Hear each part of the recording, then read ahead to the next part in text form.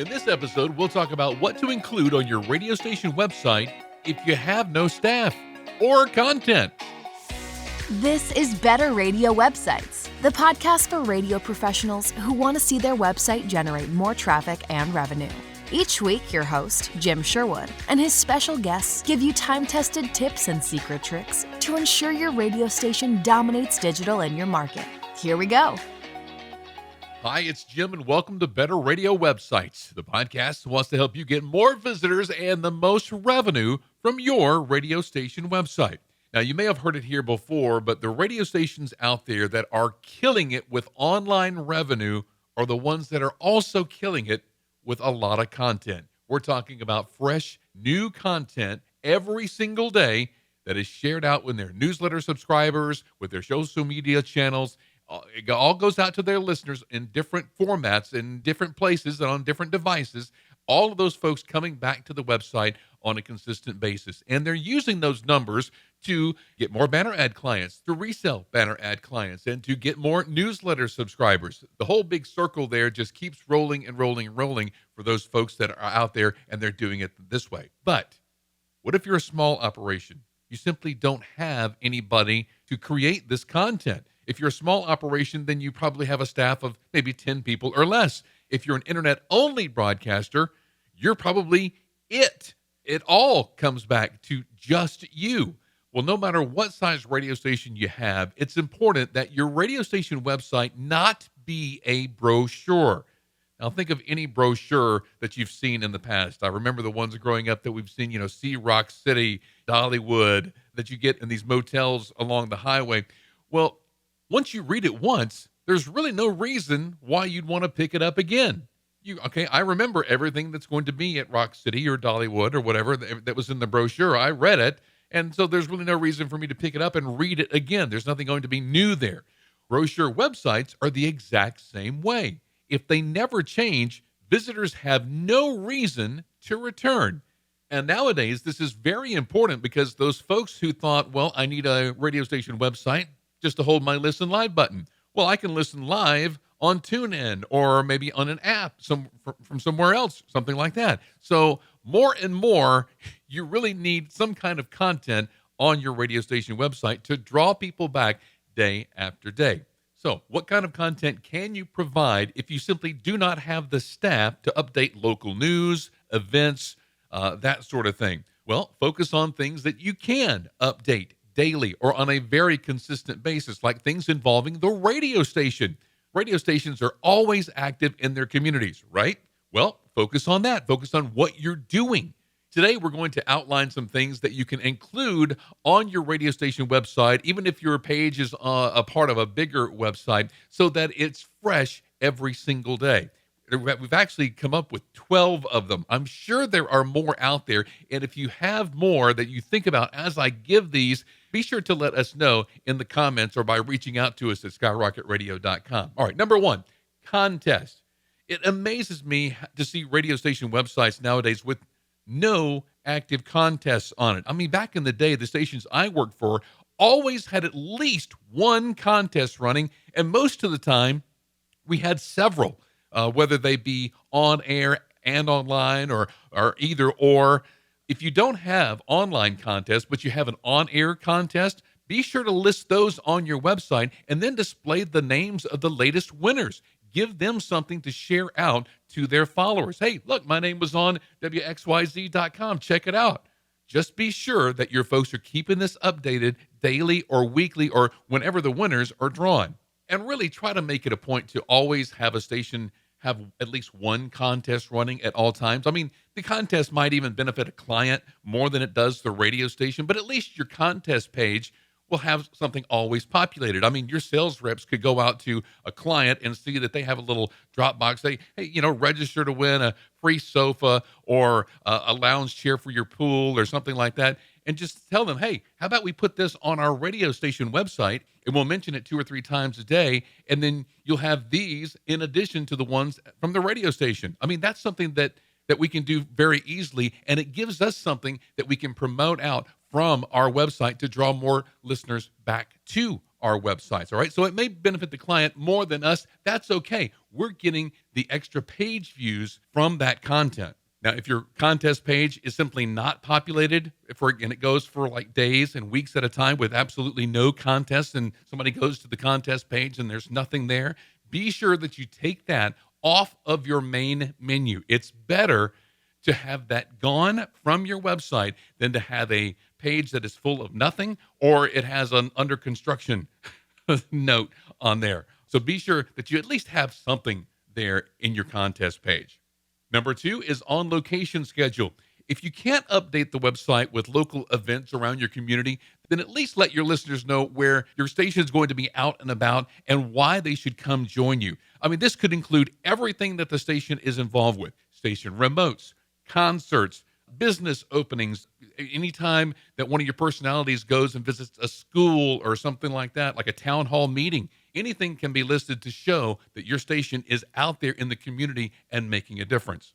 Number 3, local sports schedules and broadcast. Smaller towns, they love their local sports teams. So if you carry any live games, or even if you don't, make sure that your station website becomes the location that people count on for every bit of information regarding their team and their current schedule. If you can, update these pages with the current season scores so that people who follow these teams always know that, hey, their scores are going to be on their website, because their high school, they're too lazy to update their website with all of the scores and stats and stuff like that. I know the radio station will more than likely have it since they cover the games. And these sports pages are awesome for sponsorship opportunities. If you have a lot of traffic coming to these team pages, you can easily sell them to clients out there. And all you have to do is just show them the numbers. All right, number 4, swap shop.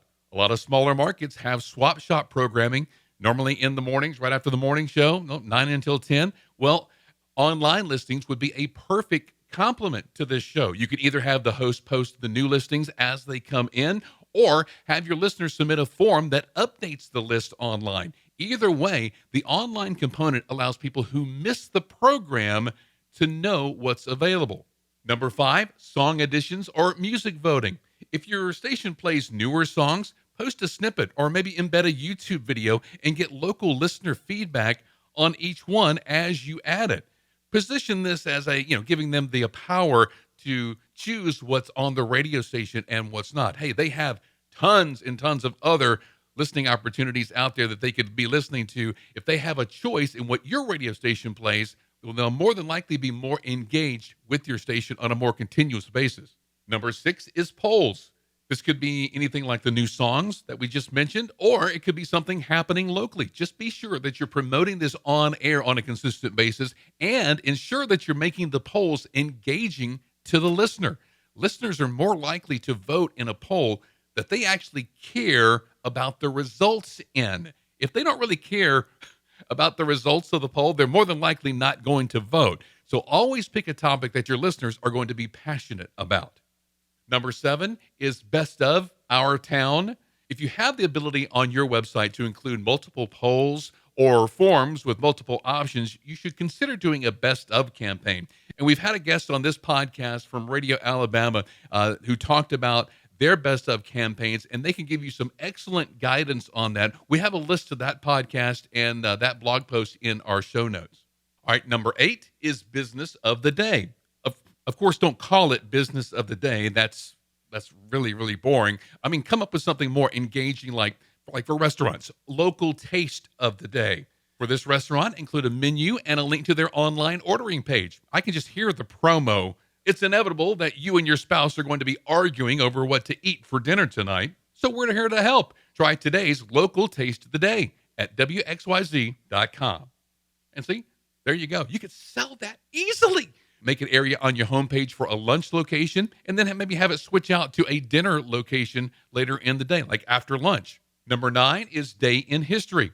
Back in the day when I was on air at Clear Channel, we were all forced to blog daily. It was a part of our daily routine. Nobody really liked it, but now I can totally see the value in it. But one of our jocks, he always did a This Day in History page for his blog, and we always thought it was the shortcut. It was like, okay, come on, you're not really putting any thought into this at all. It's just this day you went to this website and you copied this information and you pasted it on there. But his blog, it did kind of well. And so we were all surprised at that. I'm like, okay, maybe the shortcut is the way to go. But this is something, if you don't have the staff at your radio station and you want to keep your radio station website updated daily, so it's not a brochure, then this day in history works pretty well. You can pick a format like this day in rock history, this day in country history. That is actually a very, very good thing. Just be sure that if you're getting this information from somewhere else, that you're either giving proper credit or, better yet, rewriting the copy in your own words. Now, if you're sitting there thinking, gosh, you know what, man, I got to do this every single day. No, you do not.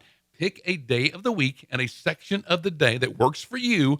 This maybe could be on the weekend, but pick that time and schedule your post in advance so they automatically populate at the time that you want to. Could be midnight every morning, a new post pops in, and that's perfectly okay. WordPress has this ability to schedule posts in advance just natively, so hopefully your content management system does as well. All right, number 10, Evergreen Content. Now, Evergreen Content is content that doesn't really go out of date. It'd be something like, for example, the top 5 things to do in our town, how to best navigate the state fair, top 5 lawn maintenance tips, that sort of thing. It doesn't really go out of date.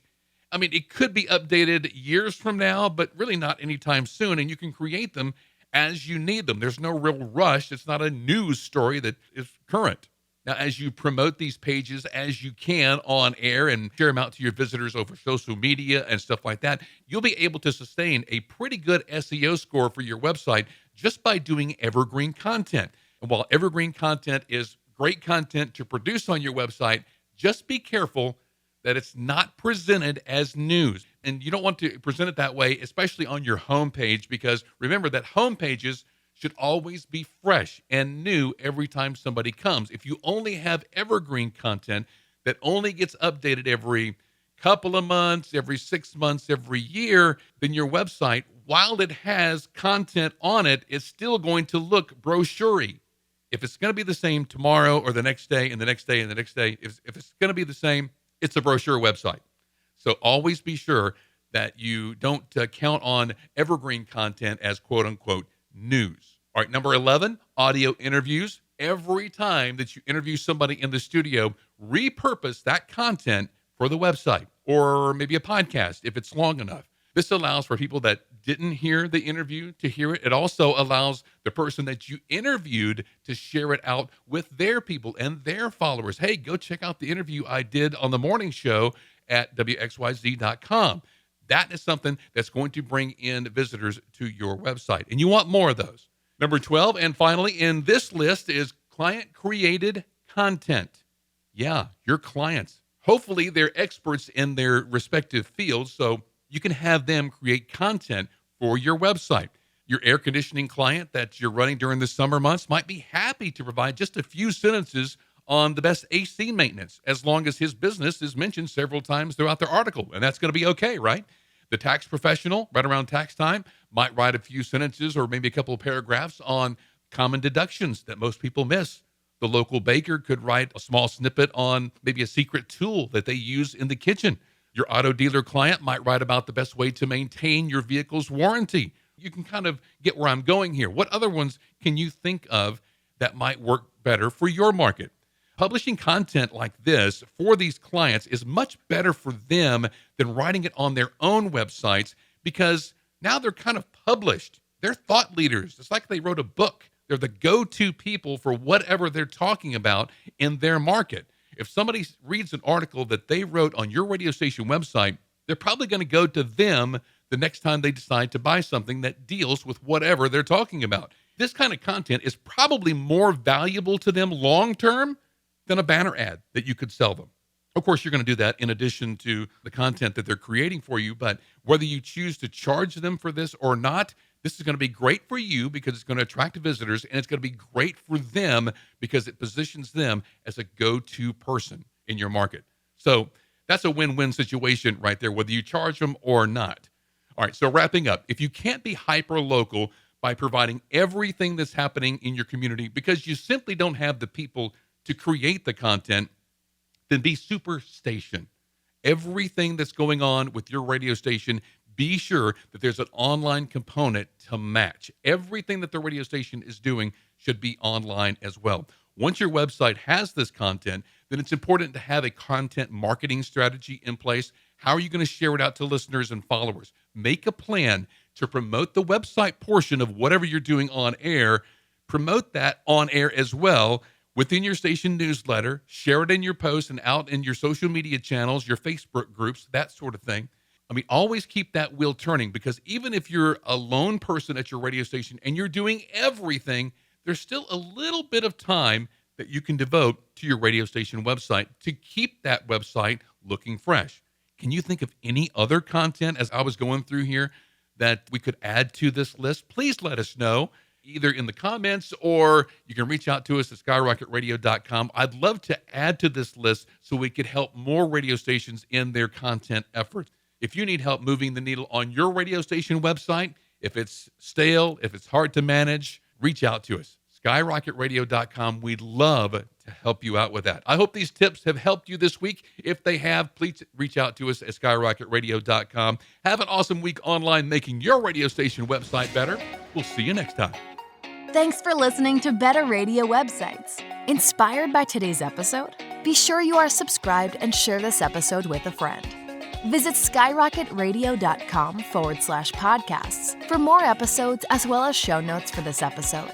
Need help starting or making your station website better? Visit skyrocketradio.com.